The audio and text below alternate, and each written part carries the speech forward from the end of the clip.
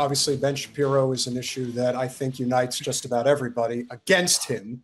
I mean, I've seen sniveling weasels in my life, but this is a person who is not only a weasel, but I think he's a pretty evil guy. And the idea that he could so gleefully lie about what transpired on the USS Liberty as just one example, and it's obvious he knows what really went down, but he does it because he has an agenda, and that agenda has way too much control over our country. And because that agenda has so much control over our country, we now have statements like this from him regarding the need to go to war in Iran. The president may be considering military options still. It would be very difficult, I think, for the president to not consider some sort of major move against Iran, considering he drew a red line, the mass murder of protesters. Iran didn't just cross the red line, they jumped over it with both feet, shooting protesters by perhaps the tens of thousands in the streets in Iran. So the exaggeration on what actually goes down is also something that they're known for. They're suggesting the numbers are as high as 43,000. What no one is talking about, and of course little Ben would never address, is the fact that the Mossad was behind almost all of the violent uprising. Most of the uprising that was taking place was peaceful protesting. Now, the thing that people need to understand about an Islamic regime or a totalitarian regime like the Ayatollah is that, coming specifically from a friend of mine who is from Tehran, they do not want the Ayatollah and their regime still controlling the country. They sure as hell don't want the West taking it over either. So we're stuck sort of this in-between issue here, which is, yeah, we understand why Iran is going through what it's going through, but never forget, Iran is also one of the few countries left that doesn't have a Rothschild bank in their country. That's another dirty little secret that doesn't get talked about enough.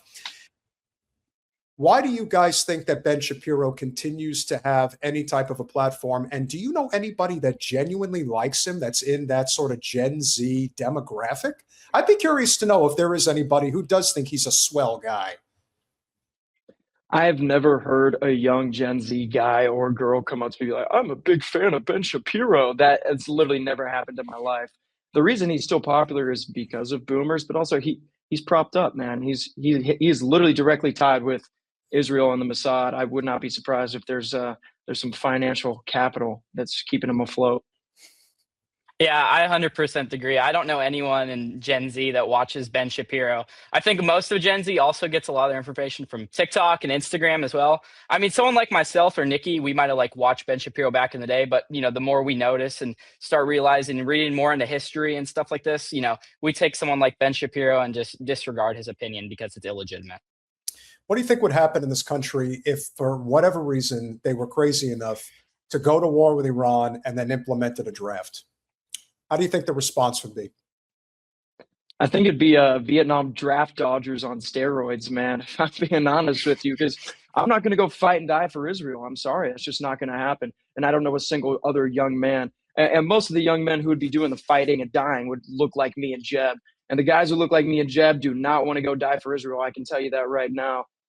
It would probably be even less popular than the Iraq War. And we saw how much of a travesty that was.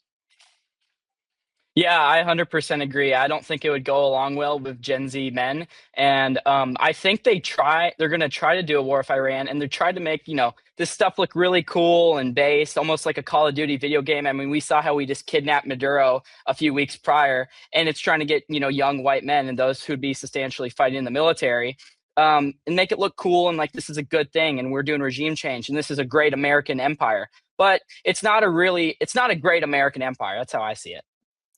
I definitely agree. And I think that one thing you will notice, even though you haven't had as many years to experience it yet, the people that are loudest for war are always the ones who never fight it. According to the Wall Street Journal, President Trump is still pressing aides for what he terms decisive military options. The discussions are happening while the U.S. sends an aircraft carrier and jet fighters to the Middle East.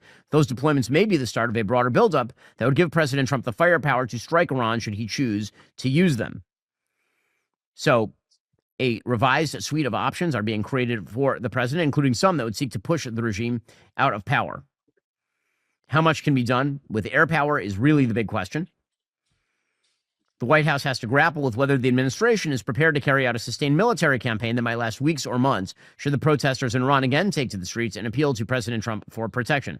However, suffice it to say that if the president really does not take significant action against the Iranian government in the aftermath of telling the protesters to stay out in the street and, quote, help is on the way, that would not only be disastrous for the protesters in Iran, it would in fact be a signal to places like China that going after, say, Taiwan would not be reacted to by the United States with any sense of strength or alacrity. I very much.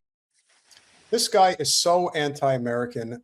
It's actually hard to believe that there are people that support him. And I will tell you, living in a very conservative part of America, the Florida Panhandle, I was at the gym the other day, and when I was plugging in my phone to have it charged while I'm working out, I noticed another guy's phone had, it wasn't open, but it was showing its screenshot, and it was listing a podcast, and it was his podcast. And I thought, oh, God damn it.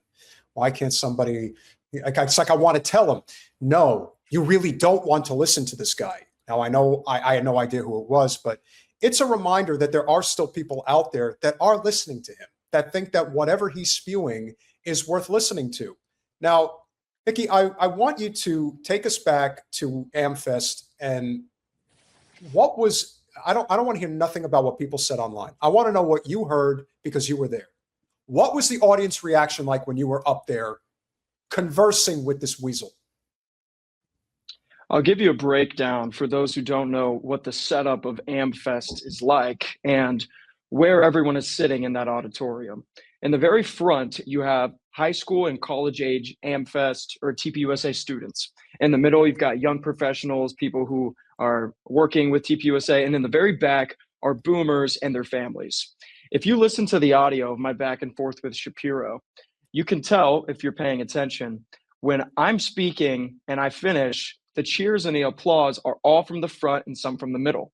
When Shapiro gives his response to me, all of his cheers are coming from the back. It's the most clear generational divide you can ever witness or that you can ever listen to. And it was obvious to me at that moment, I already knew this, but it was just so clear that there's a generational divide that is only going to widen as time goes on. And you are going to see in the right wing, it's already pretty much done in the left wing, but you're going to see in the right, the support and love of Israel collapse. It is over. It's just a matter of time at this point. And when I was done with my questioning and the videos of my back and forth started doing the rounds online, I had hundreds of young people, some middle-aged people as well, coming up to me saying, thank you so much for saying that. That's exactly what I think and believe. I just was afraid to say so. And I probably got at the entire Amfest, like 3 people walk up to me who disagreed, but they weren't even upset. And they were just like, hey, man, I just kind of disagree with you, but I'd like to hear your perspective. Compare that to the hundreds that came up to me in support. So what we're seeing on the ground and in real life is that the movement and the fire, the energy is behind the America First wing of the right.